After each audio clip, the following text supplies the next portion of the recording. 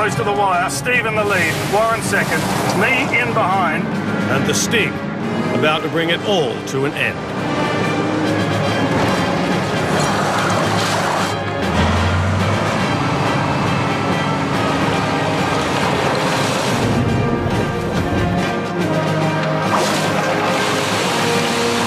Nice work, Charlie. Yeah, watch your foot. Good. Yeah, it really is, bro. Holy smokes.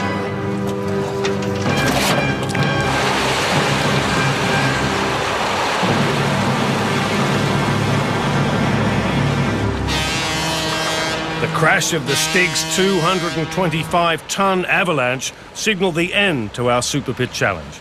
Our precious ore lay spilled on the ground. But is there gold in them there spills? OK, boss. How'd I do? All right, well, to us, that's about 5 tonnes. The current value of gold is worth $330. We're rich. We've got to factor in the value of your very expensive machine there. So by my reckoning, I put you at about 0.73 cents for today's work. Job done. Almost a cent. Drinks are on me. Now, I know this is a small pile, and there's nothing wrong with small piles. When you're 80, you'll be grateful, probably. So, is there good news or bad news? Bad news, I'm afraid. Why is that? Work it out. Now, that's got to be 4 or 5 tonnes at least. At least. Doesn't have to try. I reckon it's more like 1.5 tonnes. Right. If I value that by the price of gold at the moment, it comes out to $100. So, how does it work out with the cost of the jumbuck? That comes to ½ a cent. ½ a cent. What did you get? Almost 3/4. Your shout then, I guess. Yeah, we're in the money, mate. Now, please tell me we have enough for a beer. No. It's a close run thing. Spell it out. I'd say you've got about 4 tonne there.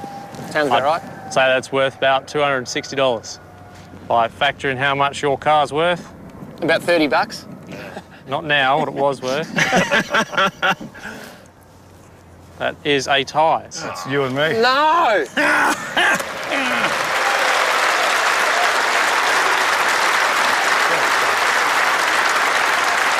Now, Warren, mate, you'd have done as well as us if you just filled the thing up properly. Yeah, well, that turned out to be true, Charlie, but don't underestimate this little car. Now, I reckon if you had enough of these at the mine, you could do away with the great big mining trucks. Are you kidding me, Woz?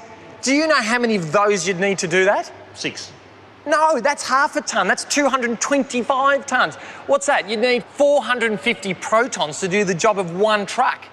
Actually, they've got 50 of the damn things at the mine. That's Good luck with that. 22,500 Now, protons. last week's star in a bog-standard car was an unbridled success.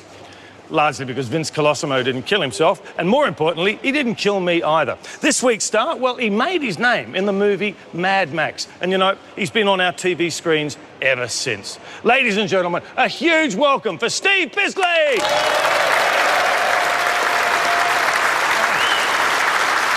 Take a seat.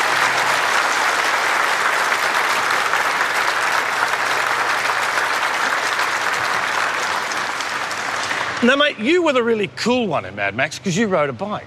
Well, I always said that too. Yeah, I'm with you. I'm a bike well, man. but, you know, I was the goose, so... Yeah, and they cooked your goose, didn't they? They sure did. But I still get... People still come up to me 29 years later and go, the goose, mate. But you love bikes, don't you? You still ride? Yeah, well, I'd ridden before Mad Max, and it was like a dream come true. It was like being in a big cartoon. Yeah. When somebody said, here's a big motorbike, put these leathers on, and you're a motorcycle futuristic cop. On Mad Max, did you get to drive the V8 Interceptor? Yeah, we got to, because for us it wasn't a big deal film. It was just a little Australian film being made. Nobody thought it was going to do what it did. So, yeah, we drive them up to the shop at lunchtime. Salad roll. Yeah, salad roll, a pint of milk and, yeah. And your firstborn. Yeah, that's right. But you did your own stunts, didn't you? Or a lot of them. Yeah, well, back in those days, there was no safety guys on the set. We did have one stuntman who broke his leg on day one going out to the location. And I don't know if anybody knows this, but he had the lead lady on the back of the bike. She broke her leg too. So they recast the film. Cast, literally, yeah, that's very good. Recast it. But, yeah, I rode for my character and 2 other characters as well. So you actually stunt double? Yeah, so they'd say, today you're going to be Ratansky, so put this helmet on. Oh, what have I got to do? I'll just ride over there at 100 miles an hour. And there was no telecommunication. They just waved a big red flag. That was it. What was your first car? Because I know the answer to this. It's going to crease you up. Yeah, it was... there was only a few of these in the country. They were very hard to get. Because of the power, they didn't want a lot of people to have them. Fair call. Because there was a danger element. They were the Morris 1100. They had a bench seat, and so at the drive-in, they were just the car. You're a truck driver.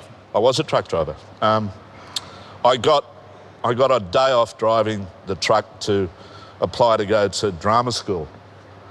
And I went to... I paid $5 for the audition, and I went and I was absolutely hopeless. And I went away, and a week later I got a telegram saying, come back and... Up the bribe. Yeah, give us another 10 and we'll let you in. Yeah, but I was driving trucks around New South Wales. Now, mate, you do love your machines. Every time we see you, you're a truck driver, you're a motorbike rider. Every time we see you, you're driving something. You know, you're doing all that stuff in Mad Max, driving boats in water rats. But what is it about you and machines? I think I grew up on a farm, and it was all about... We're always tinkering with whatever, machines, or... My brother used to race bikes, so... I sort of got the bug from him, and we were always tinkering with stuff around the farm, so I just liked engines and motors ever since. You do like racing, don't you? I mean, you've done celebrity races and all the rest of it? Yeah, I drove in 2 celebrity races. The first one was with Kostya Zoo, who's a mate of mine, and he had a problem. He couldn't differentiate between the tacho and the speedo. So, yeah, it was a bit of a problem. So they taped up the tacho so it wouldn't confuse him. And we were training at Sandown. You train on the Grand Prix for a week at Sandown before they let you loose on at the track. And one session, I came around and he'd backed into a wall. He was always backing into stuff. And after the session, I said, Kostya, what happened? He said, I don't like corner. So he was all right in the straight line. So he punched it out. He was all right in the straight line.